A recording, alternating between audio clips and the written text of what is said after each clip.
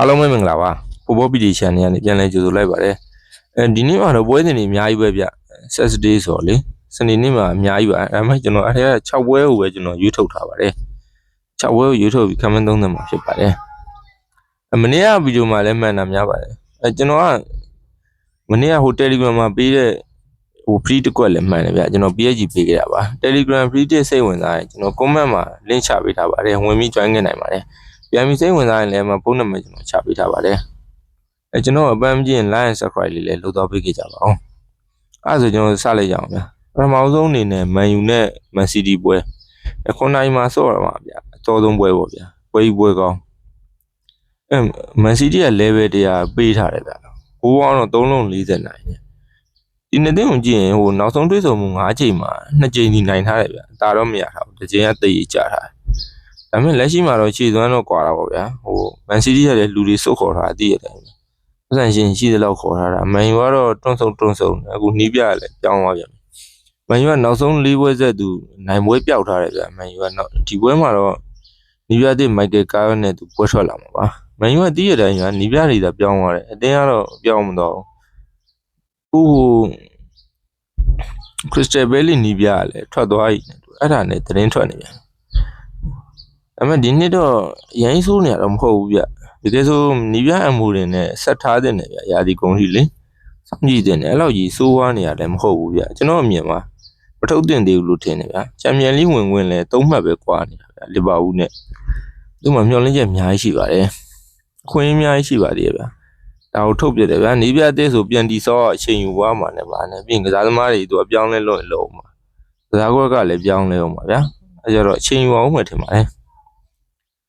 တစ်ဖက်က Man City ကတော့အမှတ်လိုနေတာဗျသူကဟိုတည်3ပွဲဆက်ကြီးကြာသွားတာပရီးမီးယားလိမှာလေမထင်မှပဲနဲ့အဲကြောင့်အာကြီးနဲ့သူလောဆယ်6မှတ်กว่าအဲ့ဒါတော့မှအာကြီး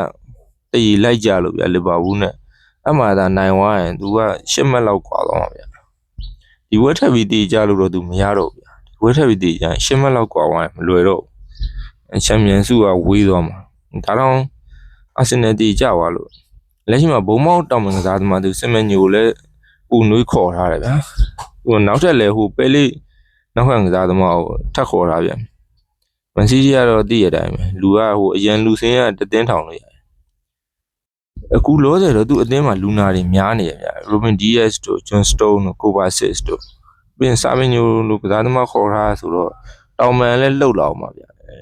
ဒီပွဲမှာမပါနိုင်တာသူ6ယောက်တောင်ရှိပါတယ်မန်စီးတီးကနောက်ပြီးတော့ Man City အဝေးခွင့်လောက်ကောင်းတဲ့တင်လည်းမဟုတ်ဘူးဗျအတင်းဆိုမှလည်းအိမ်ဝင်သာသူကရှယ်ကောင်းတာ Man U ကဒီဟာဒီမှာအတင်းငယ်တွေသူတေးဆော့တယ်ရှုံးတယ်အဲ့လိုတွေဖြစ်တယ်ဒါပေမဲ့အတင်းကြီးနဲ့တွေ့ရင်ဒီအတင်းကဒုက္ခပေးရဗျရလက်ကောင်းတယ် Man U ကတေချာကြည့်ရင်သိတယ် Newcastle Brighton Chelsea Liverpool ဒီတင်းတွေကိုနိုင်ထားတာဗျပေါ်သေးသေးတော့မဟုတ်အဲ့ဒါတွေမေ့ထားလို့မရပါဘူးဒီဘက်မှာလည်းခန်းစစ်အားနည်းချက်ရှိနေ Man City သူဂိုးသွင်းမယ်လို့ကျွန်တော်ယုံတယ်ဗျဒုက္ခပေးမှတေးကြတယ်လက်ရှိမှာသူကလူပြန်စုံနေပြီဗျအာဖရိကဖလားတက်စစ်မှုကြီးလည်းပြန်လာပြီဆိုတော့တကူတော့သွင်းမယ်ဗျကျွန်တော်အဲ့လိုထင်တယ်ဒါကြောင့်ဒီဘက်ကကျွန်တော်ကိုပေါင်းအပေါ်ကြိုက်တယ်ဗျနှစ်ဖက်သွင်းကိုကဖက်တကူတော့အနည်းဆုံးရှိမယ်လို့ကျွန်တော်ယုံကြည်လို့ပါပြီးရင် Man U လည်းကြိုက်တယ်ဗျ Man U တားထင်သေးလို့မရဘူးဗျသူအသင်းကြီးနေဆိုဒုက္ခပေးတယ်လေးထားရှိတယ်အဲ့ဒါကြောင့်မို့ကျွန်တော် Man U လည်းကြိုက်ပါတယ်နောက်ထပ်တစ်ပွဲကတော့ဟို9နာရီခွဲမှာဆုံးပါဗျဆရာကြီးရွေးမှတ်ထွက်ပေါ့ရွေးမှတ်ထွက်နဲ့လီဗန်ဒီနဲ့ပွဲ9နာရီမှာစော့မှာပါရွေးမှတ်ထွက်ကကြီးရတော့ပြင်းကျက်ဗျနှလုံး50ရှုံနီးပြတဲ့နဲ့လာမှာဗျာလေးလုံးသူက50နိုင်နဲ့ကိုပေါင်းကြီးလည်းပြင်းတယ်နောက်ဆုံးရင်ဝင်းမှာတော့ရွေးမှတ်ထွက်ဟိုင်ဝမ်နဲ့နိုင်ထားတယ်ဗျသူဟိုဟာရွေးပတ်တစ်ကိုနိုင်ထားတာဟိုင်ဝမ်နဲ့နောက်ဆုံးရင်ဝင်းမှာဒါကြောင့်လားဒီကြီးဖွင့်လာတာလားမသိဘူးလက်ရှိမှာတော့ရီးယာတော့ခြေရမမှန်ဘူးဗျကစားသမားတွေကလည်းဟိုနီးပြနဲ့စင်မပီယာနဲ့ပါညာနဲ့နောက်ဆုံးပွဲမှာလည်းသူအောက်တန်းမှာပြတုတ်နေတဲ့အသင်းငယ်လေးတော့ဟိုကိုပါဒေးမှာရှုံးထားတယ်ဗျနီးပြတဲ့နဲ့ကင်တာပါပဲအပွဲကလည်းနီးပြတဲ့ကင်တာဒီနီးပြတဲ့အာဘီလိုလားဟိုအာဘီလိုဟာဒီနီးပြတဲ့ကဟိုအတွေ့အကြုံတိတ်ရှိရတော့မဟုတ်ဗျသူလူငယ်အသင်းနီးပြအသင်းကြီးကင်ထားတဲ့အတွေ့အကြုံလည်းမရှိပါဘူးသူရာဒီကုန်ကြီးထားမယ်လို့ပြောနေဗျထားမယ်လို့ဒါပေမဲ့ရလက်တွေ4-5ပွဲလောက်ဆိုရင်လည်းသူလည်းထုတ်ခံရမှာတော့သိကြတယ်ဒီပွဲမှာထပ်ပြီးမားမခံလောက်တော့ထင်တယ်ဗျ အာဘီလိုအနေနဲ့ရီရဲမှာပုံစံကောင်းရမယ်ဆိုရင်သူနာမည်ကြီးဖို့ခွင့်ရှိရလေအဲ့ကြောင့်မို့အခွင့်အရေးတော့လက်လွတ်ခံမှမထင်ဘူးရှားတဲ့ခွင့်ကိုလွယ်လွယ်နဲ့ဆုံးရှုံးခံလောက်ဗျာသူလည်းနာမည်ကြီးရင်ပါပဲဒီဝဲမှာရလက်ပြန်ကောင်းမှုစူးစမ်းလိမ့်မယ်ထင်တယ်ဗျာဒီဝဲမှာဘာပီယာလည်းပြန်ပါလာနိုင်တယ်ဗျာတစ်ဖက်ကလီဗန်ဒီကတော့ဇရာအောက်ဆုံးကနေသူတစ်ဆင့်တော့ခုန်တက်သွားအဆင့်16တော့ရောက်သွားပြီဗျာတမ်းပြန်ဆင်ရဖို့သူကနီးစက်နေတာဗျာအစောတော့ဟိုအောက်ဆုံးမှာအခုတော့နည်းနည်းပြန်ကောင်းလာနောက်ဆုံး3ဝဲမှာတော့သူ9မှတ်ထိပြန်ရနိုင်တာရယူထားတယ်ဆိုစီရက်ကိုတည်စီဗီလာကိုဝေကွင်းမှာ3-0နဲ့သူနိုင်ထားတာဗျပြီးအက်စပန်ညိုလည်းသူတီးကစားထားတယ်အင်ကွင်းမှာလေနောက်ဆုံး3ဝဲကတော့ရလက်ကောင်းထားတယ်အဲ့ဒီ3ဝဲလုံးသူကြီးအောင်ထားပါတယ်ဒီအသင်းကအင်ကွင်းမှာကြာသူ3မှတ်ပဲရထားတယ်ဗျအင်ကွင်းပွဲအားလုံးမှာဝေကွင်းမှာကျတော့17မှတ်တောင်ရထားတယ်ဝေကွင်းကောင်းတယ်လို့ပြောလို့ရတယ်ဗျဝေကွင်းမှာအတွင်းကိုကြည့်လိုက်တော့73ဂိုးထိတွင်းထားတယ်ဗျသူ1ပလက်တောင်ထွက်ထားတယ်ဒါကြည့်ရင်ရီယဘက်ကိုသူခိုးသွင်းသွားနိုင်တယ်ဗျဒီလီဗန်ဒီကတကူလောက်တော့သွင်းသွားလောက်တယ်ဗျရီယအခုခန့်စီကြီးကလည်းပွဲတိုင်းကိုပေးနေသူသာတကူသွင်းသွားရင်ရီယ4ဂိုးထိသွင်းရမှာဗျလွယ်တော့မလွယ်ဘူးဟို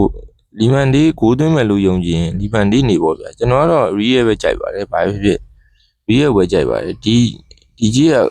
ကိုပြတ်မယ်လို့ယုံတယ်ဗျသူကဘာသိနေအမှတ်တင်မဟုတ်ဘူးကိုလည်းကွာနေရဗျအဲ့ဒါကြောင့်ပါပြီးရင်အမှတ်တူသွားရင်တော့မှကိုကွာချချက်နဲ့သူဘာစီကဘူဆွဲသွားမှာဗျအဲ့ကြောင့်မသူလည်းကိုရသလောက်သွင်းမှုလို့တယ်အထူးသဖြင့်ဒီလိုအသင်းငယ်နဲ့တွေ့တဲ့ချိန်မှာသူကိုများများသွင်းမှုလို့တယ်ဗျ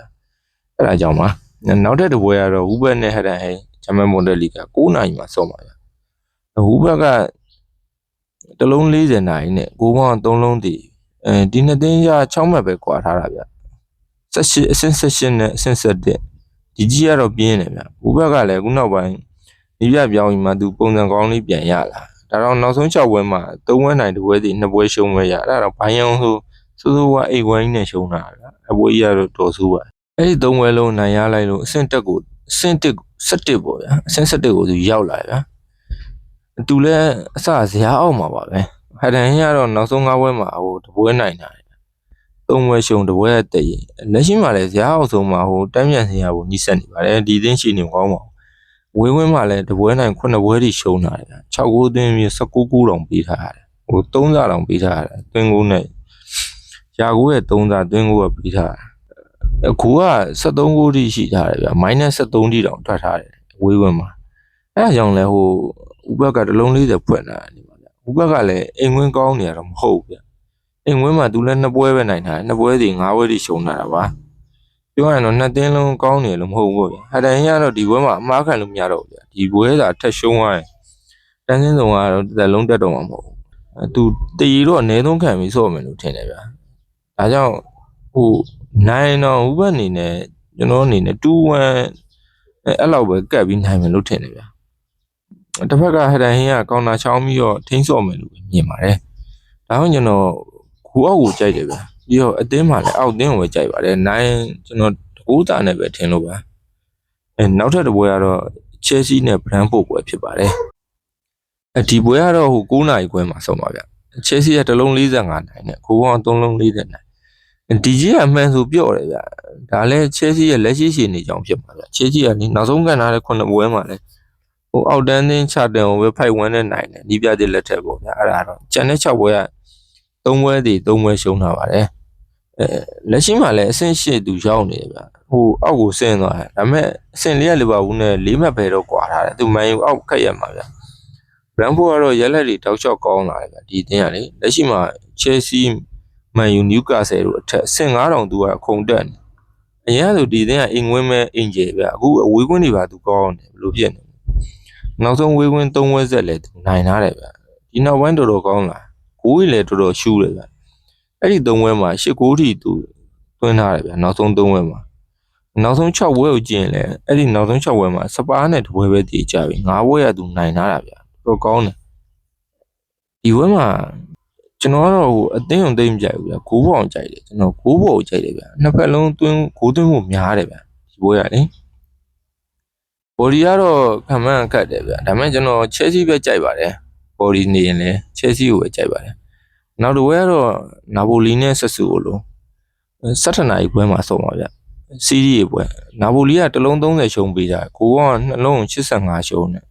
ဘိုလီဂျီနဲ့ကိုကုန်းကြီးကကက်နေဗျနောက်ဆုံးကန်ခဲ့တဲ့ပါမနဲ့ပွဲမှာဆိုတစ်လုံး80အထိဒီနာပိုလီကပေးခဲ့တာအဲ့မှာဇီဇီဖြစ်ခဲ့တာဗျအဲ့ဒါအကြောင်းမို့လဲဒီပွဲမှာဒီကြီးပေးရနဲ့တူတယ်ဗျနာပိုလီကိုတန်းမယုံတော့ထင်သေးသွားပုံရတယ်အဲ့ဒီနေ့ကကျွန်တော်မန်ပါတွေကျွန်တော်ရောကျွန်တော်ကုံသွားပါဗျ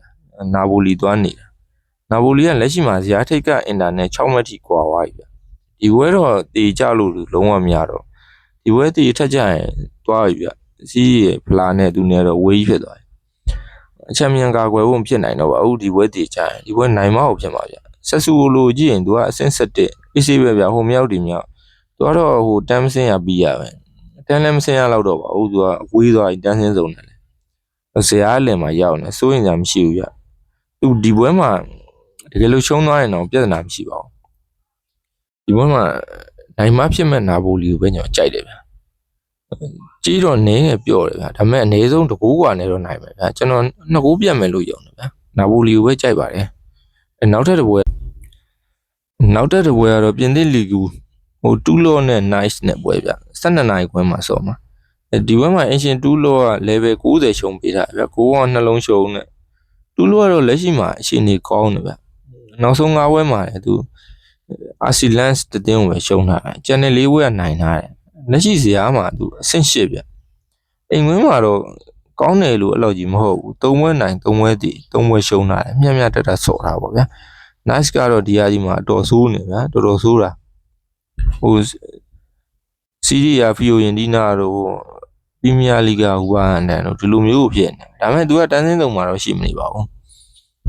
သူကအဆင့်14မှာရောက်နေဗျာဒါပေမဲ့တန်းစင်းစုံနဲ့4မှတ်ပဲကွာတော့တယ်ဗျာထပ်ရှုံးရင်တော့သူရောက်တော့မှာအောက်ကတင်းနေနိုင်ရင်တော့သူဆင်းပေးရမှာနောက်ဆုံးမှတ်ပေးပြိုင်ပွဲ9ပွဲမှာဗျာ6ပွဲထိရှုံးလာတယ်ဒီပြည်တွင်းပွဲမှာတော်တော်ဆိုးနေဗျာတပွဲကတည်ကြတာတပွဲမှမနိုင်ပြည်တွင်းမှာပဲမကောင်းတာလားဆိုဟုတ်ဘူးဗျယူဘာလီမှာလည်းဟိုတမတ်မှမရဘူးတုံညနဲ့ဟိုဇရာအောက်ဆုံးရောက်တယ်ယူဘာလီလို့နေထားမှာတမတ်မှမရဘူးဆိုဆိုးတယ်ဗျာဟိုပြင်သစ်လိတဲ့နှိမ့်နဲ့အတင်းနေအများကြီးပါနေရတော့မှသူတမတ်မှမရဘူးဥတော်မကွဲဘူးလေဗျာသူယူဘာလီလည်းထွက်ရပြီဗျာတော်ဆိုးတယ်အခုတော့ပြည်တွင်းလိကိုပဲအာရုံဆက်ရတော့မှာဗျာအဲ့ဒါတခုတော့သူ့အတွက်ပိုကောင်းတာဒါမဲ့တခြားချင်းအတင်းမှာလူနာတွေရမ်းများတယ်ဗျအာဖရိကဖလားကလည်း2ယောက်ကသွားထားတယ်အားလုံးပေါင်းဆိုဟို10ယောက်လောက်ကိုရှိရဗျာသူကဒီဘွဲမှာလည်းတီရောင်ကန်မှုမလွယ်ဘူးဗျာကျွန်တော်အင်ရှင်တူးလော့ကိုပဲကြိုက်ပါတယ်တူးလော့နောက်ဆုံးအိမ်ခွဲမှာအာဆီလန်ကို3ဂိုးပြတ်နဲ့ရှုံးထားတယ်ဗျာဒီဘွဲတော့မရှုံးတော့ထင်တယ်အဲ့ဒါကြောင့်မို့တူးလော့ကိုပဲကြိုက်ပါတယ်ပြီးတော့ဒီဘွဲမှာကျွန်တော်9ယောက်ကိုလည်းကြိုက်တယ်ဗျာအားလုံးကျေးဇူးတင်ပါတယ်အဆင်ပြေကြပါစေဗျာ